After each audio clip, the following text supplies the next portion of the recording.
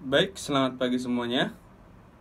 Hari ini kita akan bahas tentang rangkuman Bupena kita ya untuk bahan ujian ya.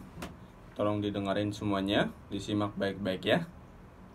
Sambil diperhatikan nanti rangkuman yang Bapak berikan kepada kalian. Baik, kita akan bahas dari yang KD1 ya sampai KD4. Baik, yang di KD 3.1, yang pertama, lukisan merupakan salah satu contoh karya seni rupa ya. Jadi contoh karya seni rupa itu ada banyak. Salah satunya lukisan ya. Seni rupa adalah hasil ekspresi manusia yang nyata dan digunakan sebagai sarana komunikasi perasaan antar manusia. Nah, ini adalah pengertian dari seni rupa. Jadi seni rupa itu merupakan hasil dari ekspresi manusia yang nyata ya, dan digunakan sebagai sarana komunikasi perasaan antar manusia. Nah, itu pengertian dari seni rupa. Seni rupa memiliki dua unsur penting, yaitu garis dan warna. Jadi jangan dilupakan ya, bahwa seni rupa itu memiliki dua unsur paling penting, yaitu garis dan warna. Garis merupakan unsur dasar yang menimbulkan suatu kesan simbolis terhadap yang melihatnya. Ya. Beberapa garis yang digabungkan menjadi satu akan menghasilkan sebuah bidang datar. Nah, artinya di sini itu digabung-gabungkan. Jadi beberapa garis digabung-gabungkan sehingga membentuk suatu yang namanya bidang datar. Nah, contoh dari hasil penggabungan dari garis yang menjadi sebuah bidang datar itu bisa diperhatikan nanti di rangkumannya. Itu ada segitiga, persegi, terus ada belah ketupat, persegi panjang, bahkan lingkaran, ya. Jadi itu contoh dari hasil penggabungan beberapa garis sehingga membentuk sebuah bidang datar. Warna juga menjadi unsur penting dalam sebuah seni rupa. Warna membuat sebuah karya seni menjadi lebih indah, ya. Contoh alat yang digunakan untuk membuat warna ada banyak, misalnya pensil warna, krayon, kemudian cat cair atau cat minyak dan lain sebagainya. Sangat banyak ya alat yang dapat digunakan untuk membuat warna ketika kita ingin mewarnai sebuah karya seni rupa. Kemudian, gambar dekoratif adalah sebuah hiasan yang digambarkan pada kertas gambar atau pada benda tertentu. Alat dan bahan yang digunakan untuk menggambar gambar dekoratif antara lain pensil, kertas gambar, dan alat pewarna. Ya. Sebuah gambar dekoratif tentunya memiliki unsur-unsur seni rupa, ya sudah pasti, karena gambar itu bisa diibaratkan lukisan ya. Lukisan itu merupakan salah satu karya seni rupa, sehingga tentunya gambar dekoratif pun memiliki unsur-unsur seni rupa. Garis dan warna merupakan unsur utama yang harus dimiliki oleh sebuah gambar dekoratif, ya. Gambar dekoratif banyak ditemukan pada benda karya kerajinan, misalnya guci, lemari, atau kain batik. Ya, jadi itu contoh-contoh di mana kita bisa menemukan gambar dekoratif ya. Tujuan membuat gambar dekoratif yaitu untuk memberi kesan indah pada suatu benda.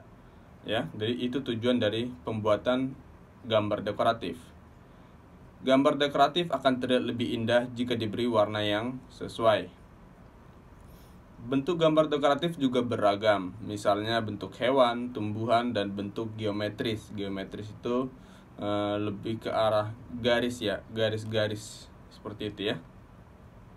Contoh-contohnya bisa dilihat nanti di rangkuman, ada gambarnya juga. Ada gambar motif hewan, motif tumbuhan seperti apa, motif geometris itu seperti apa. Kemudian motif tumbuhan itu juga pada batik seperti apa. Ya, ada contohnya nanti diperhatikan di rangkumannya. Unsur-unsur seni rupa yang terdapat dalam gambar dekoratif adalah garis, bidang, dan warna. Ya, kalian bisa perhatikan contoh di rangkumannya, ada gambarnya, ada penjelasannya juga di samping. Gambar di samping merupakan gambar dekoratif yang berbentuk burung merak.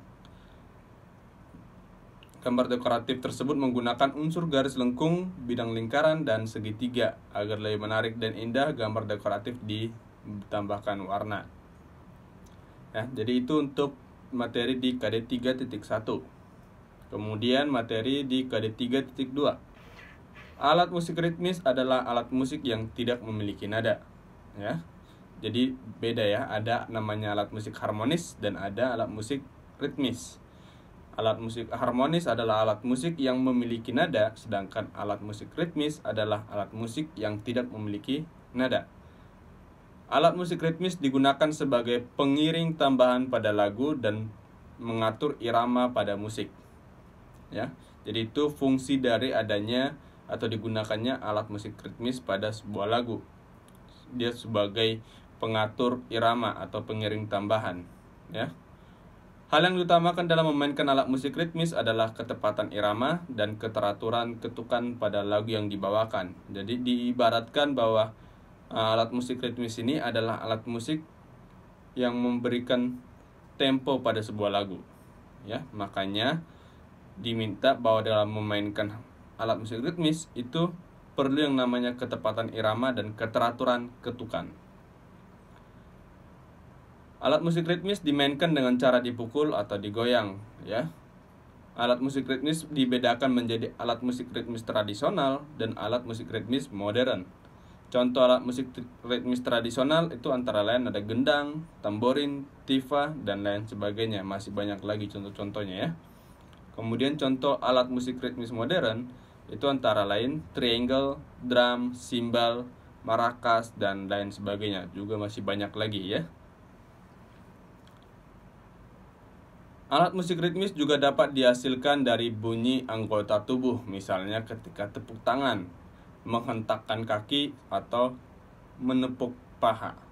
Jadi, ketika kita menghasilkan bunyi dari anggota tubuh, itu dapat dikatakan bahwa itu adalah bunyi ritmis, ya, karena dia tidak memiliki nada.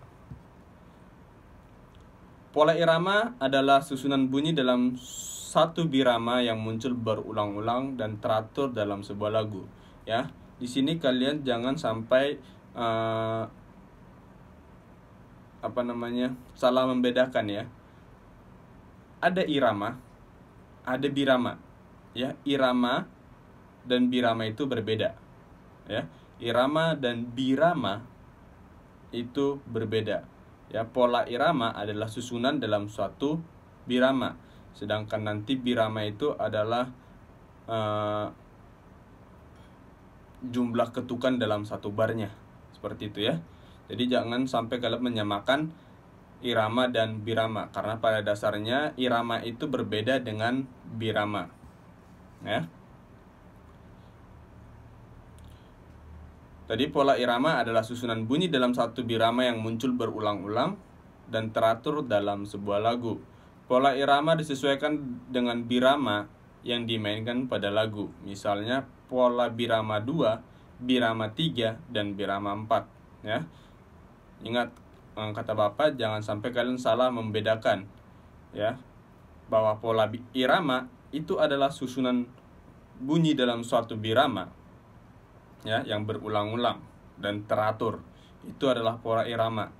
Sedangkan kalau misalnya pola birama itu adalah jumlah ketukannya dalam satu barnya, ya. Ada birama 2, ada birama 3, birama 4, dan sebagainya, ya. Nah, pola birama 2 artinya terdapat 2 hitungan atau 2 ketukan. Pola birama 3 artinya terdapat 3 hitungan atau 3 ketukan. Pola birama 4 artinya terdapat 4 hitungan atau 4 ketukan. Pola irama dapat diciptakan dengan alat musik ritmis. Nah, itu yang tadi sebelumnya kita bahas bahwa alat musik ritmis itu berfungsi sebagai pengatur, ya, pengatur ketukan. Nah, itu makanya pola irama dapat diciptakan dengan alat musik ritmis, ya. Itu untuk materi di KD 3.2. Selanjutnya ke 3.3. Gerak pada tari adalah gerak tubuh secara berirama yang dilakukan dengan teratur.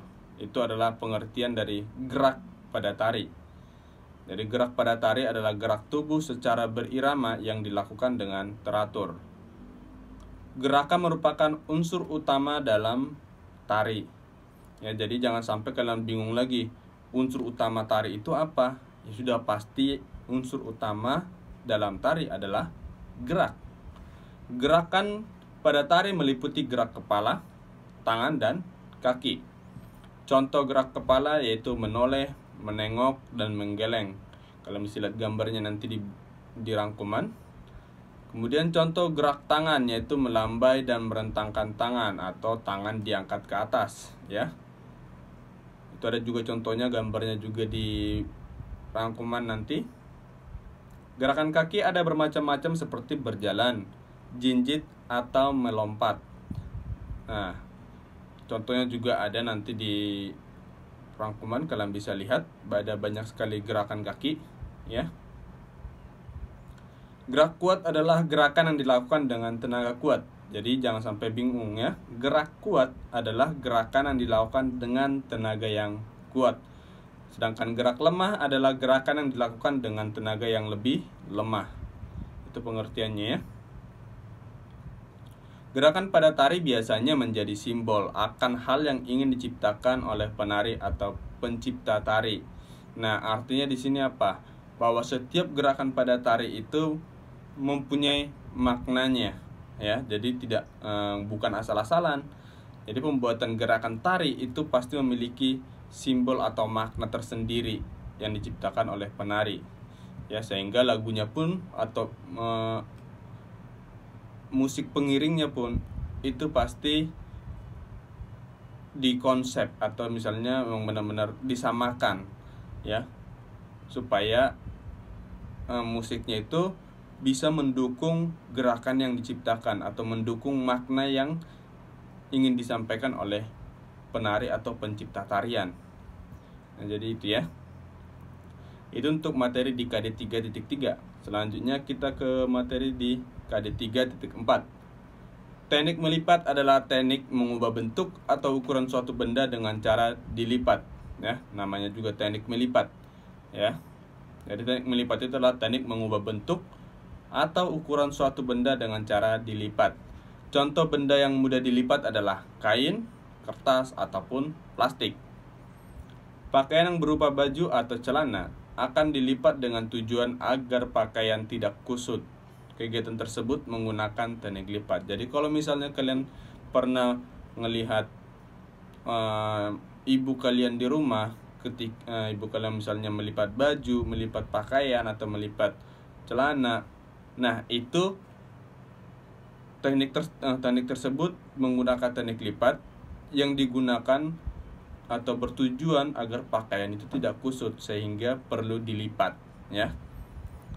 Jadi itu, ya.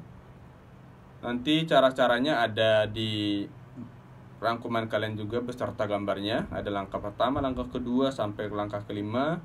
Ada cara melipat celana, ya, cara melipat kemeja atau cara melipat rok. Nanti kalian boleh praktekkan juga di rumah, ya.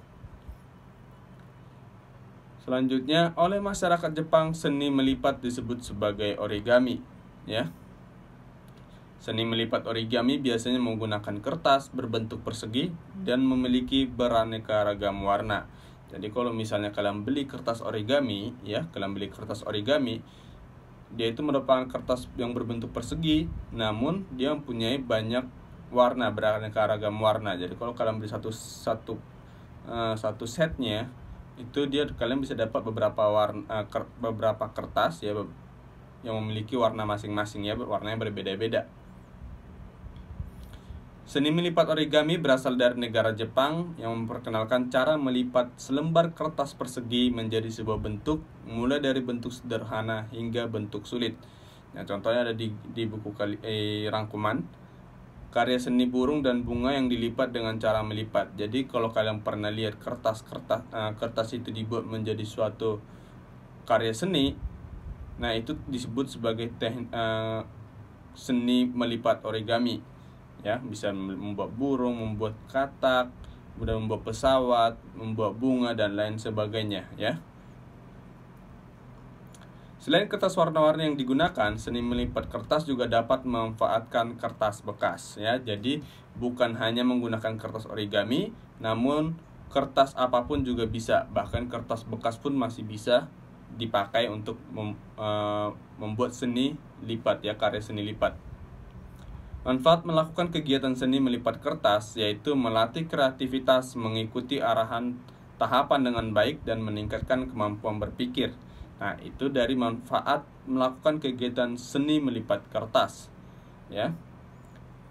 Contoh kertas bekas yaitu koran, majalah, kalender bekas, atau kertas gada yang sudah tidak terpakai lagi, ya. Jadi itu banyak sekali kertas yang kertas bekas yang dapat kita pakai, ya. Kalau misalnya kalian menemukan selembar kertas yang tidak terpakai, kalian bisa menggunakan kertas tersebut untuk membuat karya seni melipat, ya. Karena karya seni melipat kertas, kalian bisa buat misalnya nanti pesawat, kalian bisa buat kapal, kalian bisa buat burung dan lain sebagainya, ya.